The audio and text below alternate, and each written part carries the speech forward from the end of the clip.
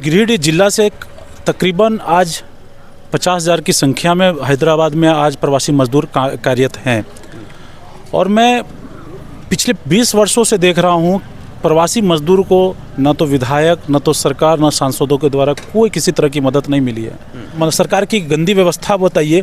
हम लोग ये न तो मौजूदा सरकार हो और ख़ासकर जो जम्मुआ के जो हमारे प्रवासी आज 20 से 25,000 लोग हैदराबाद में हैं, दिल्ली में हैं, कई जगह, यहाँ के मौजूदा जो विधायक हैं वो निकम्मा विधायक हैं।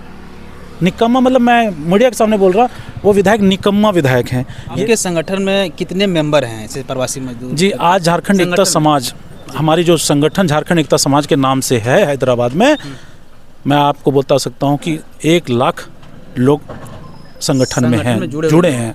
अगर ऐसे कह सकते हैं तो कई ऐसे होंगे जो जुड़े नहीं होंगे। बहुत लोग हैं जो जुड़े नहीं हैं, जो गोड्डा से हैं, जो लोहरदगा से हैं, जो पलामू से हैं, गुमला से हैं, रांची से। वहाँ किन किन समस्याओं को सामना करना पड़ता है आप लोग प्रवासी मजदूर होने के नाते? जी विकास जी, आपको बता देना चाहता हूँ, हम लोग तकरीबन 22 साल हो गया हम लोग हैदराबाद में। सोशल मीडिया के माध्यम से हम भी देखते हैं वहाँ नेताओं को हुजूम उमड़ती है। तो क्या वे नेता लोग पहुँचते हैं तो क्या आश्वासन कुछ देते हैं कि प्रवासी मजदूरों को हम कुछ मदद करेंगे?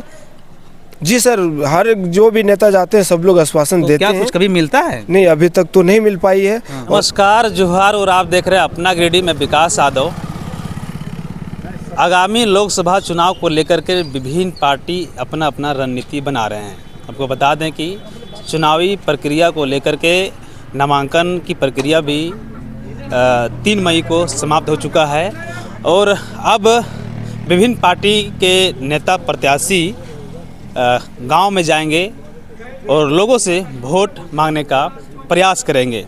वैसे नेता भी पहुंचेंगे जो पिछले बार कुछ देने का वादा किया था और ना दे करके फिर एक बार कुछ देने का वादा करेंगे और अपने और वोटरों को लुभाने का प्रयास करेंगे। मेरे साथ कुछ प्रवासी मजदूर हैं जो अपने राज्य को छोड़कर दूसरे राज्य में पलायन कर रहे हैं, यानी अपनी जो ज़िंदगी होता है, रोज़मर्रा ज़िंदगी, अपने घर परिवार को चलाने के लिए किन किन समस्याओं को परेशानी का सामना करना पड़ता है, ये लोगों से जानने का प्रयास करेंगे। और यह भी जानने का प्रयास करते हैं कि प्रवासी मजदूर का वोट इस बार कहाँ जाने वाला है। हम बात कर रहे हैं कोडरमा लोकसभा क्षेत्र से और इन्हीं लोगों से जानने का प्रयास करते हैं कि प्रवासी मजदूर का वोट इस बार किस ओर और कहां पड़ने वाली है। मेरे साथ बातचीत करने के लिए झारखंड एकता समाज के अध्यक्ष जीत यादव हैं और उनके साथ कई लोग हैं, या सभी लोग हैदराबाद जैसे शहर जो है, महानगर शहर, वैसे जगह में काम करते हैं अपने रोजी रोजगार के लिए। इन्हीं से जानने का प्रयास करते हैं। जीत भैया, सबसे पहले आपको अपना गिरिडीह चैनल पर स्वागत है। जी धन्यवाद। मैं अपना गिरिडीह चैनल के जितने भी श्रोताएं हैं, जितने भी दर्शक हैं, उनको मैं अपना नमस्कार करना चाहता हूं। मैं राष्ट्रीय अध्यक्ष झारखंड एकता समाज का हैदराबाद से। जी भैया, इस बार चुनाव है और चुनाव को लेकर विभिन्न पार्टी रणनीति अपना बना रहे हैं। पिछले बार चुनाव में जो वादा किए थे, ऐसे भी नेता आए थे सामने, कुछ देने का वादा किए थे, नहीं दिए, फिर वादा करेंगे कुछ देने का। तो इस बार जो चुनाव है कोडरमा लोकसभा से कांटे की टक्कर देखा जा रहा है, क्षेत्र में माहौल भी ऐसा सुनने को मिल रहा है। तो जो प्रवासी मजदूर आप लोग हैं, वहाँ आप लीड करते हैं, एक समाज के माध्यम से लोगों को मदद करते हैं, तो इस बार कहाँ पड़ने वाली है वोट? जी देखिए, प्रवासी मजदूर अब मजदूर नहीं रह गए हैं, जागरूक हो चुके हैं। यहाँ जो गिरिडीह जिला से तकरीबन आज 50,000 की संख्या में हैदराबाद में आज प्रवासी मजदूर कार्यरत हैं और मैं पिछले 20 वर्षों से देख रहा हूँ प्रवासी मजदूर को न तो विधायक, न तो सरकार, न सांसदों के द्वारा कोई किसी तरह की मदद नहीं मिली है। और इसलिए हमने वहाँ एक झारखंड एकता समाज बोल के एक समाज बनाया कि जब सरकार नहीं कर पा रही है तो इस कार्य को हम सब खुद अपने हाथ बढ़ा के खुद किया जाएगा। और उसका हम लोग रजिस्ट्रेशन करवाएं। तत्पश्चात जब हम लोग रजिस्ट्रेशन करवाएं, उसके बाद लोगों ने जाना, नेताओं ने जाना, तत्पश्चात उसके बाद हम लोग को नेताओं ने फ़ोन किया कि भाई मैं प्रवासी मजदूर को देखूंगा, मैं प्रवासी मजदूर को साथ दूंगा। लेकिन अभी तक मौजूदा स्थिति प्रवासी मजदूरों को अभी तक कोई ना मदद मिली है, ना किसी तरह की व्यवस्था मिली है, ना किसी तरह की संसाधन की सुविधा मिली है। हमने कई बार माननीय सांसद, माननीय विधायक, माननीय मुख्यमंत्री, माननीय पूर्व मुख्यमंत्री, माननीय पूर्व मंत्रियों को बताया कि कम से कम कुछ अगर आप नहीं दे सकते तो प्रवासी मजदूर को अगर दे सकते तो सिर्फ एम्बुलेंस की एक सुविधा दो, लेकिन अभी तक वो भी सुविधा यहाँ तक मूलभूत तक नहीं पहुँच पाई है। एम्बुलेंस की सुविधा किस लिए, क्या खास? एम्बुलेंस की सुविधा इसलिए क्योंकि देखिए आए दिन प्रवासी मजदूर की मौत होती है किसी घटना के तहत, किन्हीं की मौत हो जाती है एक्सीडेंट, किन्हीं की मौत हो काम करते समय, किसी की जो कंस्ट्रक्शन फील्ड में करते हैं। मैंने ऐसे ऐसे केसों को डील किया, मैंने ऐसे ऐसे केसों में गया जिसको 2 लाख से बॉडी भेजने का जो वहाँ के जो मालिक, होटल मालिक हो या इंफ्रास्ट्रक्चर जो कंस्ट्रक्शन के मालिक को भेजते हैं, हम लोग वहाँ जाके लड़ के और 5-5 लाख की सुविधा दिलाते हैं और उसके परिवार फिर एम्बुलेंस के खर्च घर से भेजते हैं। तो मैं इसलिए मांग रहा हूँ अपने प्रवासी मजदूर, अपने 50,000 जो मजदूर हैं उनकी सुविधाओं के लिए, उनकी अच्छाई के लिए, उनकी सोच के लिए कि एक अगर एम्बुलेंस मिलेगा तो जिनकी मौत हो जाती है इंसिडेंट, उनको हम मदद पहुंचा सकें, उनकी बॉडी उनके घर, उनके परिवार, उनके गांव तक पहुंच सकें, जब जनता समझे कि हाँ किसी विधायक या किसी सांसद ने किसी कहाँ तक ये कार्य को किया है। आकस्मिक मौत के वजह से आप लोग ये गुहार लगा रहे हैं, लेकिन अभी तक आप कितने दिन से संगठन चला रहे हैं? देखिए 2017 अगस्त के बाद हम लोग रजिस्ट्रेशन कराएं और संगठन चलते हुए आज हम लोग 7 साल हो गया है। अभी तक आप बता रहे हैं कि स्थापना दिवस अन्य कार्यक्रमों में आप लोग वहाँ बुलाते हैं नेता, मंत्री, विधायक को, क्या कुछ लाभ मिला प्रवासी मजदूरों को? देखिए मौजूदा स्थिति में बाबूलाल मरांडी एक्स सीएम जो हैं, उनके अलावा किन्हीं ने इस समाज को कोई मदद नहीं किया है। क्या मदद किए थे? मान लीजिए बाबूलाल मरांडी ने लॉकडाउन में कई जो ज़रूरतमंद था खाद्य पदार्थ का उपयोग करवाया। कुछ जहाँ जिनको बच्चे थे, मैं बता रहा हूँ कि गद्दर पंचायत से एक लोग थे, उन्होंने बोला कि सर मेरे पास मेरे बच्चे हैं और मेरे पास दूध नहीं है, चावल नहीं है। तो वहाँ तक बाबूलाल जी की हमने बात पहुँचा और उन्होंने वहाँ तक अपनी सुविधा को पहुँचाने का एक प्रयास किया। लॉकडाउन के समय में एक मसीहा के रूप में बाबूलाल मरांडी जी सामने आए थे आप लोग? जी, बाबूलाल जी के साथ मिला झारखंड एकता समाज के जितने पदाधिकारी हैं, झारखंड सेंट्रल टीम से हमारे साथ हैं प्रकाश जी हैं, हमारे एरिया से अमित जी हैं, इन्होंने सब एरिया में हम लोग एक कमेटी, जिस तरह नोडल पदाधिकारी करके झारखंड सरकार काम कर रही थी, उस तरह झारखंड एकता समाज एक पदाधिकारी के तौर पे हर एरिया में बनाए थे और सराउंडिंग ऑफ ऑल हैदराबाद हम लोग ने अच्छे काम करने का एक प्रयास किया। मैं ये नहीं बोल सकता हूँ कि हमने किया, बट हम लोग ट्राई किए एक अच्छा काम के लिए। आपके संगठन में कितने मेंबर हैं ऐसे प्रवासी मजदूर? जी, आज झारखंड एकता समाज, हमारी जो संगठन झारखंड एकता समाज के नाम से है हैदराबाद में, मैं आपको बता सकता हूँ कि 1 लाख लोग संगठन में हैं, जुड़े हैं।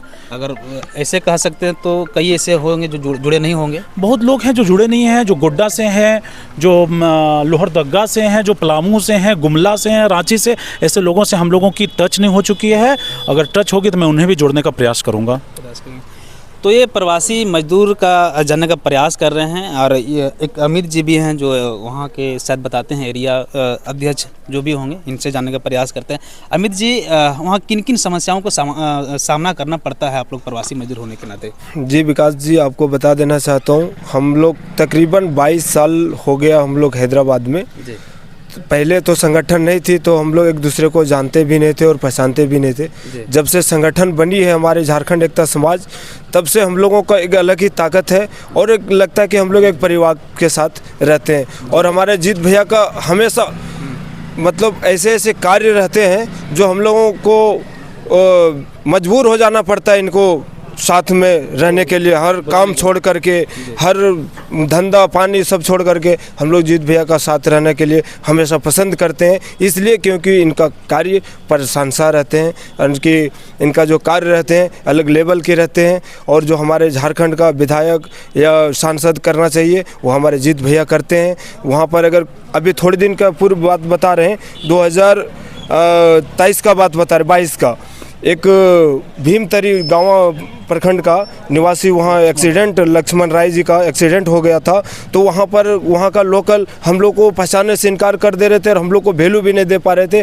बोल रहे थे कि अगर तुम 10 मिनट में अगर बॉडी को ले जाते हो तो ठीक है, वरना कचरे में फेंक दिया जाएगा। तो हमारे जीत भैया ने हमारे टीमों को फ़ोन किए, हम लोग वहाँ पर गए और जाने के बाद में हम लोग एक संगठन बनाए कि हम लोग लड़ेंगे अपने हक के लिए। कब तक हम लोग इस तरह झेलेंगे? हम लोग लड़ने का प्रयास करेंगे और हम अपना हक लेने का काम करेंगे। हमारे जीत भैया रहे और कुछ वहाँ पे साथी भाई थे, हम लोग को सहयोग किए। और हम लोग वहाँ जाने के बाद हम लोग एक दिन जब 10 लड़का गए तो हम लोग को वैल्यू नहीं दी। हम लोग वहाँ लोकल किसी पारिवारिक से हम लोग सहायता लिए, तो वो सहायता हम लोग को दिए।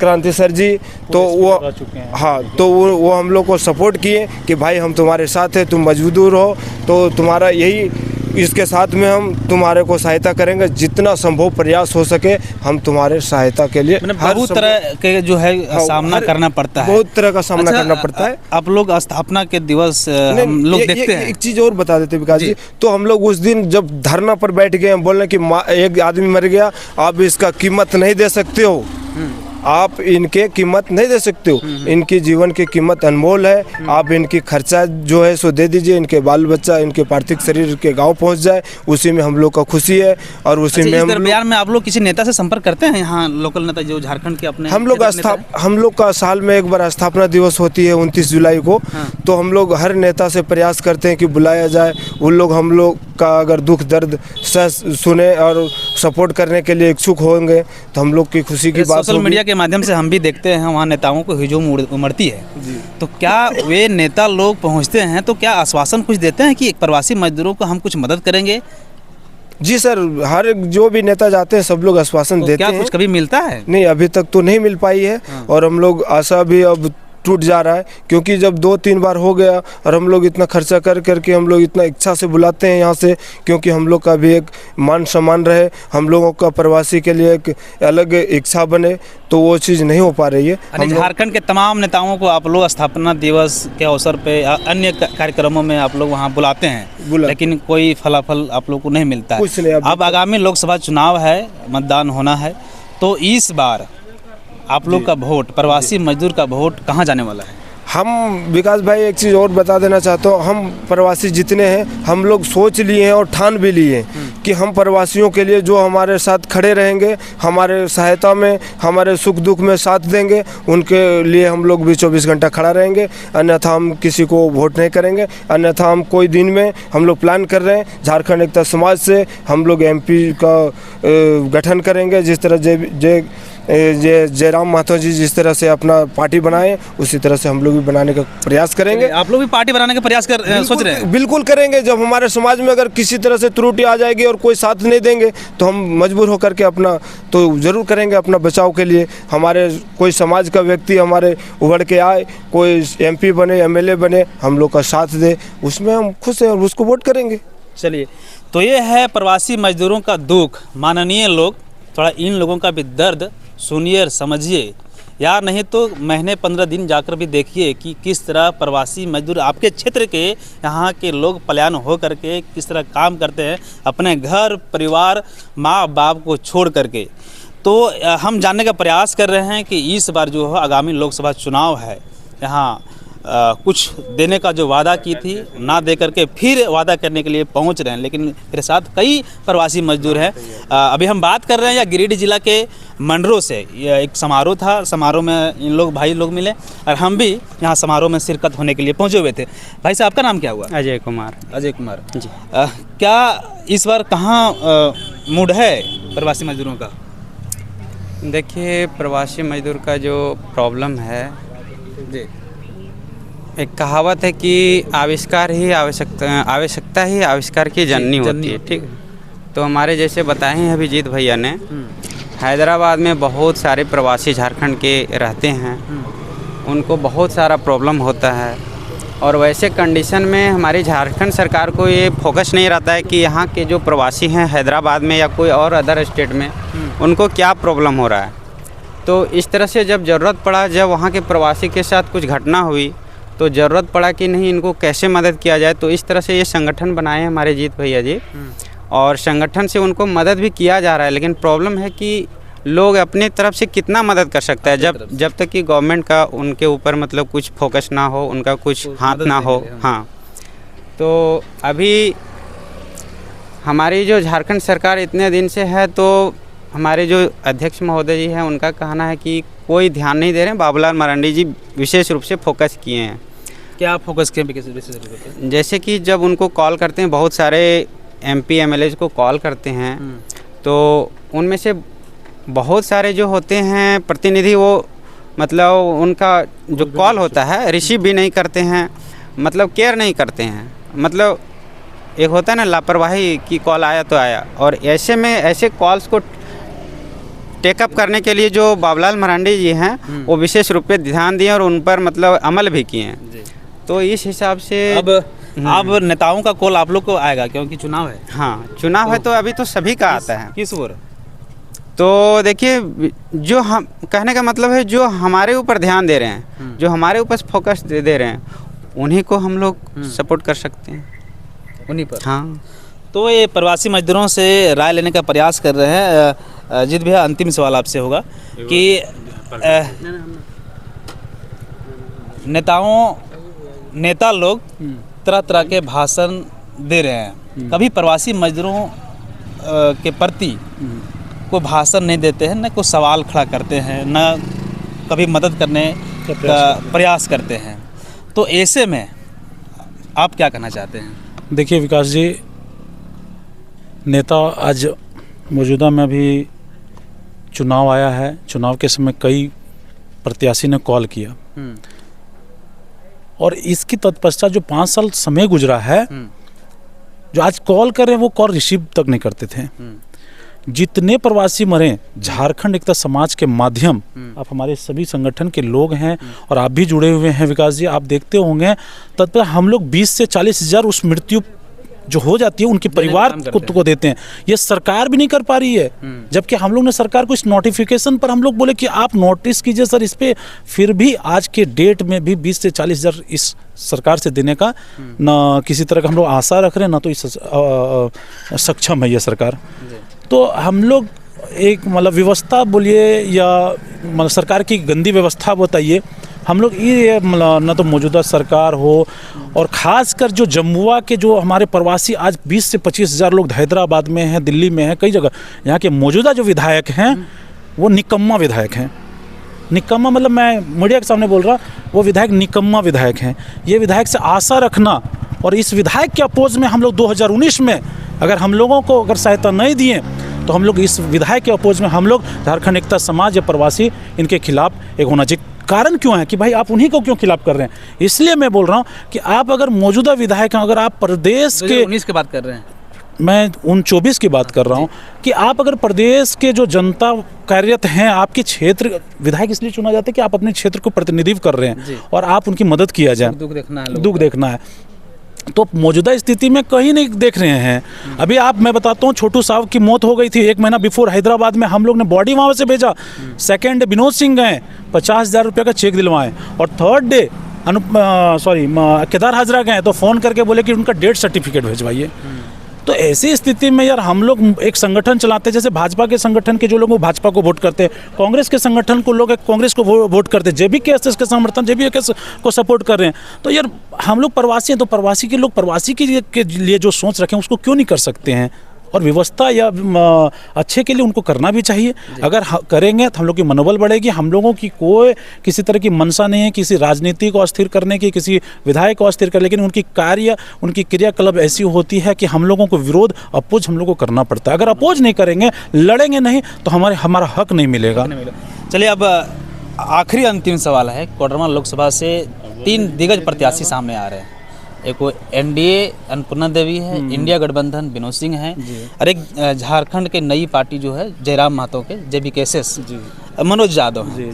तो इन तीनों में से किस तरफ रुख आप लोग प्रवासी मजदूरों का रहेगा? देखिए मौजूदा स्थिति हम बताएंगे कि तीनों पार्टी से हम लोग बहुत ज़्यादा मनोज व्यास से नहीं मिले हुए हैं, बट ठीक है, जेबीकेएसएस की जो संगठन है वो एक मुद्दा पे लड़ रही है, प्रोटेस्ट कर रही है, ऐसे लोगों को ठीक है। मैं इसलिए कह रहे हैं क्योंकि जो अभी नई पार्टी है जेबीकेएसएस, वो जलवंत मुद्दा, झारखंड का जलवंत मुद्दा जो भी है प्रवासी मजदूर को हो लेकर के हो, चाहे 1932 हो, तमाम रोजगार का मुद्दा हो, तमाम तरीके के मुद्दा उठा रहे हैं, सवालों पर सवालों सरकार, केंद्र सरकार, राज्य सरकार पर दाग रहे हैं। तो ऐसे में आप लोग को कहाँ रुक है? देखिए एक बात बोलें कि देखिए हम लोग भी प्रदेश में रहते हैं और वहाँ भी नौकरी कर रहे हैं, तो ये मुद्दा मेरे लिए तो नहीं है, क्योंकि हम लोग अगर प्रदेश में रह के और सपोर्ट करेंगे स्वदेश के लोग, तो ये मेरा कोई मुद्दा नहीं है।